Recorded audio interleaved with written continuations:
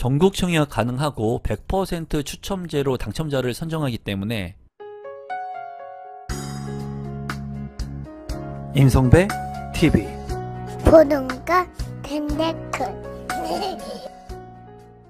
오늘은 서울의 아파트 분양 물량을 소개시켜 드리려고 하는데요.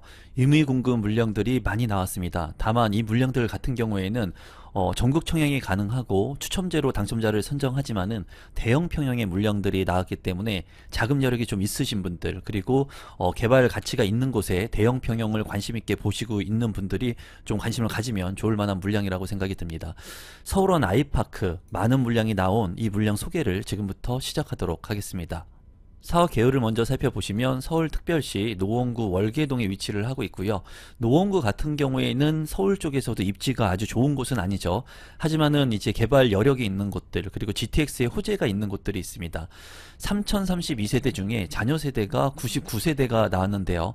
지하 4층부터 지상 최고층 47층 8개 동으로 이루어지고 112제곱미터부터 244제곱미터 40평형이 넘는 대형 평형의 물량들만 임의 공급으로 나왔습니다.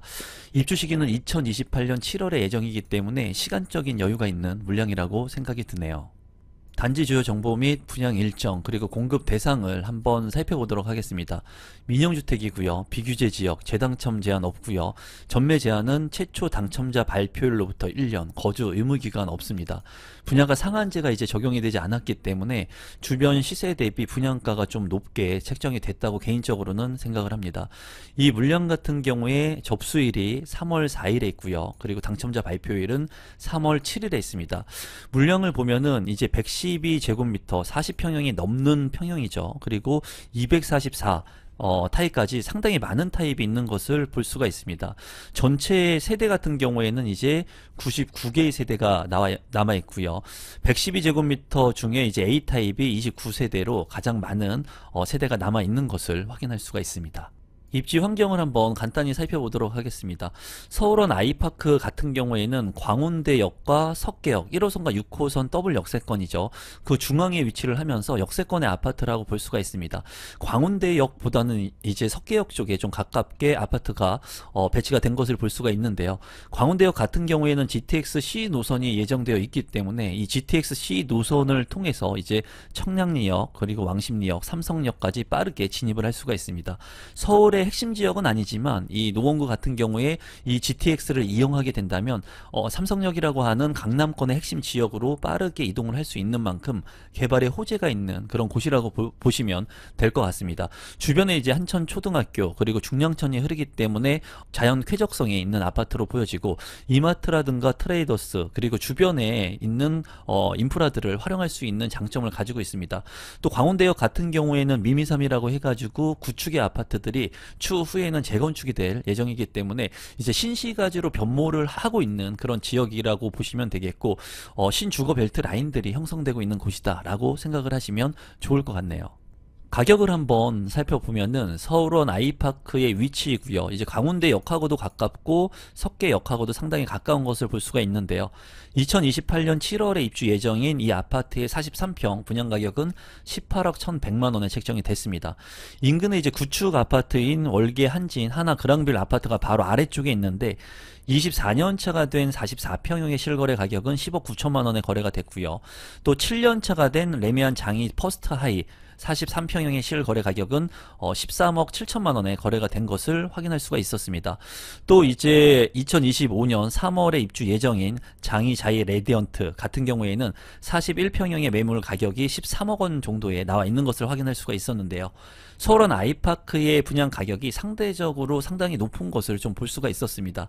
주변 시세하고 비교를 해봤을 때 이제 역세권이라고 하는 부분들, GTX의 호재, 그리고 중랑천과 이제 인근하고 있고 미미삼이라고 하는 재건축 아파트들의 개발 가능성이 있기는 하지만은 제가 봤을 때는 조금 분양 가격이 높지 않나 개인적으로 생각을 해보고요. 또 자금 여력이 되시는 분들이 얼마나 이 대형 평형의 서울원 아이파크에 또 청약을 할지도 상당히 궁금합니다. 추후에 이제 실제 청약 경쟁률을 한번 살펴볼 필요가 있다고 보여지고요. 지금 현재 이렇게 고분양가 물량들 같은 경우에는 미분양이 나기도 하고요. 그리고 고분양가 대비 구축 아파트 같은 경우에는 많이 떨어진 그런 가격을 가지고 있는 곳들이 있거든요. 그런 구축 아파트들 같은 경우에는 상대적으로 또 거래가 많이 이루어지고 있습니다. 제가 운영하고 있는 임성베이 부동산 스터디에서는 이렇게 고점 대비 많이 떨어진 아파트들, 그리고 계약금 5%로 소액으로 내 집 마련을 할 수 있는 물량들도 소개해드리고 있으니까 하단에 있는 고정 댓글 통해서 임성베이 부동산 스터디 참여도 많이 부탁드리겠습니다. 단지 배치도를 한번 살펴보면은 이제 강원대역 쪽이고요. 그리고 석계역 쪽인데 석계역 쪽으로 이렇게 아파트 주거 단지들이 구성이 될 예정입니다. 평면도 같은 경우에는 몇 개만 간단히 살펴보면은 112제곱미터 같은 경우에 이제 침실 1, 침실 2, 침실 3, 그리고 안방이 있는 것을 볼 수가 있는데요. 방이 모두 4개로 구성이 되어 있고요. 그리고 욕실이 2개로 구성이 되어 있습니다. 현관으로 진입했을 때 현관 팬트리와 또 한번 꺾어지는 곳에 현관 창고 공간이 있고요. 안방 같은 경우에 드레스룸이 있지만 좀 작아 보이고요. 거실 같은 경우에는 전면창과 측면창이 있는 것을 확인할 수가 있습니다. 또 거실 같은 경우에 이제 침실 1에 창문이 이 측면 쪽에 나 있기 때문에 맞동풍이 가능한 그런 구조로 보여지고, 또 짝스층과 홀스층에 따라서 추가적인 공간도 있으니까는 여러분들께서 좀 참고하시면 될 것 같아요. 평면 구조 같은 경우에는 그래도 나쁘지 않게 빠진 것으로 보여집니다. 120제곱미터 같은 경우에 평면도를 보면은 네모 반듯하지가 않은 이런 평면도 같은 경우에는 깎여 있는 면적들이 많습니다. 그래서 이렇게 찾아먹지 못하는 면적들이 있기 때문에 좀 아쉬운 평면 구조라고 보여지고요. 안방과 침실 1, 침실 2, 그리고 알파룸의 공간이 있는 것을 볼 수가 있고, 현관으로 진입해서 현관 창고, 그리고 현관 창고 옆으로 이렇게 꺾여져 있는 구조인 것을 볼 수가 있습니다. 주방 쪽에 이제 팬트리 공간이 있는 것을 볼 수가 있고요. 그리고 여기 같은 경우에 안방 드레스룸 있지만은 좀 작아 보입니다. 거실 같은 경우에 전면창과 측면창이 나 있기 때문에 환기성이 우수할 것으로 보여지고요. 이제 추가적인 공간도 홀스층과 짝스층에 따라서 다르게 있으니까 참고하시면 좋을 것 같고, 침실 1 같은 경우에 이제 드레스룸이 또 있기 때문에 이 공간을 또 잘 활용할 수 있을 것으로 보이네요. 143P 이제 3개의 세대가 있는데 이 물량 같은 경우에는 굉장히 좀 사납네요. 다만 이제 다락방도 있기 때문에 이 공간을 좀 잘 활용할 수 있을 것으로 보여집니다. 거실이 있고요. 거실 같은 경우에는 전면창과 양쪽에 또 창문이 나 있기 때문에 개방성이 상당히 좋을 것으로 보여지고, 침실 같은 경우에 1, 2, 그리고 안방, 방 3개에 이제 서재의 공간이 있는 것을 볼 수가 있습니다. 이 서재 공간 같은 경우에는 전면창과 측면창이 나 있기 때문에 이 서재도 환기성이 좋을 것으로 보여지고요. 현관 같은 경우에 이제 한 번씩 꺾어서 들어가는 구조, 그리고 이 현관 바로 옆으로 이 다락으로 이어지는 공간이 있는 것 같습니다. 다락 같은 경우에도 이제 추가적인 이런 공간이 있기 때문에 효율적으로 잘 활용할 수 있을 것으로 보여지네요. 145P 같은 경우에도 5개의 세대가 있고요. 보면 테라스 공간이 눈에 먼저 들어오네요. 테라스 1과 테라스 2의 공간이 상당히 넓은 것을 볼 수가 있고요. 앞서 살펴본 그 타입하고 비슷한 구조인 것으로 좀 보여집니다. 전면창과 측면창이 있는 것을 볼 수가 있고요. 거실 같은 경우에 통풍이 좋을 것 같고, 현관 같은 경우에 이렇게 꺾여 있는 구조로 되어 있습니다. 또 침실 2 같은 경우에는 드레스룸이 있는 모습, 그리고 현관 옆에 팬트리 공간이 상당히 넓고요. 안방 같은 경우에도 드레스룸과 파우더룸 공간도 잘 확보가 되어 있는 것을 확인할 수가 있습니다. 서재 공간 같은 경우에도 전면창과 측면창이 다 있어서 이 공간을 잘 활용할 수 있을 것으로 보여지네요.